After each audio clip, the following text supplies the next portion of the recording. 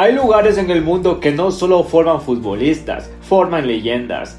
Canteras que no producen números, sino nombres que retumban en la historia del fútbol. Y sí, existe una segunda tierra sagrada para los talentos, y esa está en Lisboa, en el corazón del Sporting Clube de Portugal. No se trata de suerte, se trata de legado. Cristiano Ronaldo, Luis Figo, Nani, Bruno Fernández, Rafael Leao, Rafinha, Quaresma, Nuno Mendes y Gyökeres, nombres que hoy brillan en los estadios más grandes del mundo, pero que un día dieron sus primeros pasos en el verde de Alvalade. Hoy vamos a hablar de un club, vamos a hablar de una fábrica de sueños, Rafinha.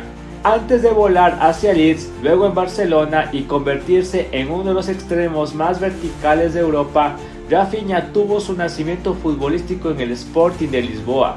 Llegó desde el Vitória de Guimarães un poco de ruido y con muchas dudas, pero en el Sporting se encontró con un sistema que le dio libertad, confianza y una plataforma para despegar.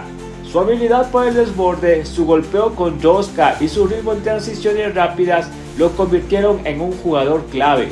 En su única temporada en el club jugó 41 partidos, anotó 9 goles y repartió 5 asistencias. Más allá de los números, su mayor virtud fue cómo se adaptó al fútbol de posesión sin perder su esencia callejera brasileña.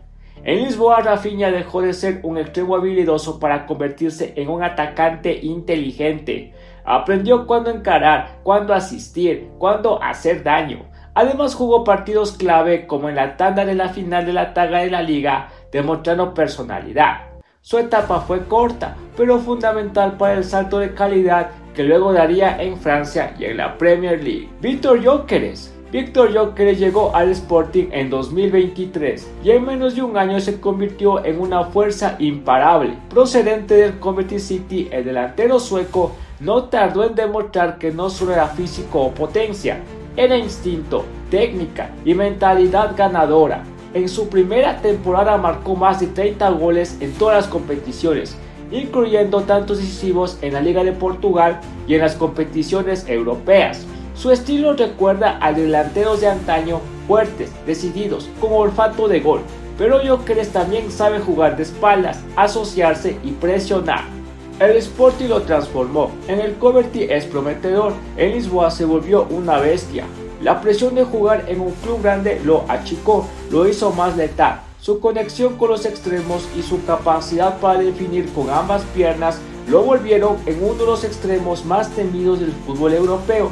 Hoy se le considera el mejor fichaje del club en los últimos años. Bruno Fernández. Antes de ser el motor del Manchester United, Bruno Fernández fue el dueño absoluto del mediocampo del Sporting. Llegó en 2017 desde la Sampdoria y rápidamente se convirtió en capitán, referente y símbolo. Durante sus años en el club, Bruno lo hizo todo: goles, asistencia, liderazgo. En 137 partidos marcó 63 goles y dio 52 asistencias. Su visión de juego, su capacidad para romper líneas con pases filtrados y remates desde fuera del área lo convirtieron en el mediocampista más completo del fútbol portugués. Lo más destacado fue su impacto en momentos decisivos. Ganó la Taça de Portugal, la Taça de la Liga y fue elegido mejor jugador de la liga en varias ocasiones. Además, era el alma del equipo. Con él en la cancha, el Sporting jugaba con otra energía. Fue también un gran mentor para los jóvenes que subían desde la cantera. Bruno no solo jugó en el Sporting, lo representó con honor. Cuando se fue al Manchester, lo hizo dejando huella. Rafael Leao, el salvaje eterno que floreció entre las sombras. Rafael Leao no solo fue un niño prodigio, no fue portada desde pequeño. Su historia no se escribió con tinta de oro desde el principio. Nació en Almada, una zona de clase obrera en Portugal, y desde muy temprano supo que si quería jugar al fútbol, tendría que pelear cada balón como si fuera su última oportunidad. Fue el Sporting quien le dio ese primer espacio, no solo una camiseta, sino un lugar donde sus desbordes y desequilibrio dejaran de ser vistos como una excelente calidad de potrero y se convirtiera en un arma. En el Sporting, Leao no era el jugador más regular, pero era el más impredecible. Eso en el fútbol moderno es un tesoro. Era el típico atacante que partía desde la izquierda, con la primera derecha como daga. y tenía la potencia de un tren sin frenos. Su zancada era ancha, su regate era explosivo y su físico con tan solo 18 años ya asustaba a centrales profesionales. El Sporting fue el club que lo moldeó, esa energía desbordada, le enseñaron a leer los espacios y cuándo acelerar y cuándo pausar. Fue el club que le puso frente a los espejos como Cristiano Ronaldo y Nani, porque en el Sporting cada extremo veloz no solo corre con historia detrás. Y aunque su salida fue abrupta tras el escándalo en el vestuario en el club en el año 2018, la huella de Leao ya estaba marcada. Lo fichó el Lille y luego el Milan, y hoy es considerado uno de los extremos más letales de Europa. Pero todo empezó ahí, con la camiseta verde y blanca, donde se dio libertad a ser indomable. Luis Figo, la clase que puso a Portugal en el mapa del fútbol mundial. Antes de los balones de oro, antes del Camp Nou y el Bernabéu, antes del pase más polémico de la historia, hubo un niño en Lisboa que se atrevía a driblar en los espacios de los pasillos de la escuela. Figo llegó al Sporting con apenas 11 años y fue ahí donde transformó su amor por el balón en una filosofía de vida. En el Sporting Figo fue un mago, pero un mago con carácter. Su técnica era abrumar. Lo que verdaderamente esperaba lo separaba del resto, que era su capacidad de tomar decisiones bajo presión. Su deseo era medido, su conducción elegante, su juego era cerebral. Fue el Sporting quien le enseñó a mirar más allá del rival, a mirar el juego completo.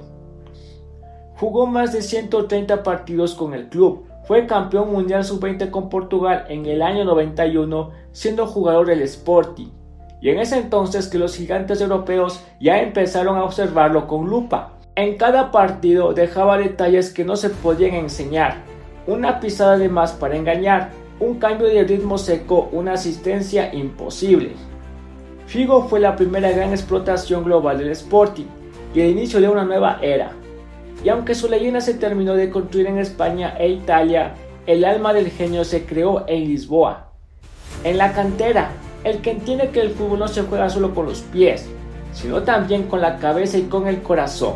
Ricardo Quaresma, el artista rebelde que desafió al fútbol tradicional. Quaresma fue arte, fue calle, fue rebeldía pura. En un fútbol cada vez más mecanizado, su estilo parecía un grito de libertad, y fue el Sporting el primero que no solo lo toleró, sino que lo celebró.